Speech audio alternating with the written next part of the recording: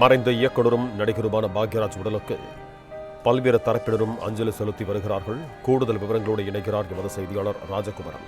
வணக்கம் ராஜகுமரன், உங்களிடம் தகவல்களை சொல்லுங்க.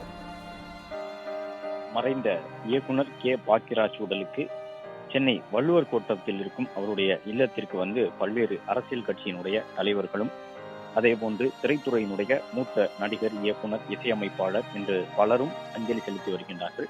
தேமுதிக பொதுச் செயலாளர், சட்டமன்ற உறுப்பினர் பிரேமலதா விஜயகாந்த், மாநிலங்களவை உறுப்பினர் LK சுதீஷ் உள்ளிட்டோர் தற்போது வருகை தந்த அஞ்சலி செலுத்தி இருக்கின்றார்கள். கடந்த 2 நாட்களுக்கு முன்பாக கூட பொது நிகழ்ச்சிகளில் பங்கேற்றிருந்த பாக்யராஜ் இன்று காலை நடைபயிற்சிக்கு பிறகாக திடீரென நெஞ்சுவலி ஏற்பட்டு மாரடைப்பால் காலமாகி இருக்கின்றார். இந்த நிலையில்தான் முதலமைச்சர், திமுக தலைவர் MK ஸ்டாலின் என்று பலரும் வருகை தந்து அஞ்சலி செலுத்தி சென்றிருக்கின்றார்கள். இப்பொழுது தேமுதிகவினர் வருகை தந்திருக்கின்றார்கள். தேமுதிக பொதுச் செயலாளர் பிரேமலதா விஜயகாந்த், தேமுதிகவினுடைய மாநிலங்களவை உறுப்பினராக இருக்கக்கூடிய LK சுதீஷ் உள்ளிட்டோர் வருகை தந்து அஞ்சலி செலுத்தி இருக்கின்றார்கள். தமிழ் திரையுலகில் கடந்த ஒரு 50 ஆண்டுகளாக உதவி இயக்குனர், நடிகர், கதாசிரியர், இசையமைப்பாளர் என்று பல்வேறு விதமாக திரைத்துறையில் தன்னுடைய பன்முக கலைஞனாக தக்க வைத்துக் கொண்டிருந்த பாக்யராஜ் அவர்கள் காலமாகி இருக்கக்கூடிய நிலையில்தான் இன்றைக்கு அவருக்கு அடுத்தடுத்து முக்கிய தலைவர்கள் வருகை தந்து அஞ்சலி செலுத்தி தங்களுடைய நினைவுகளை பகிர்ந்து செல்லுகின்றார்கள்.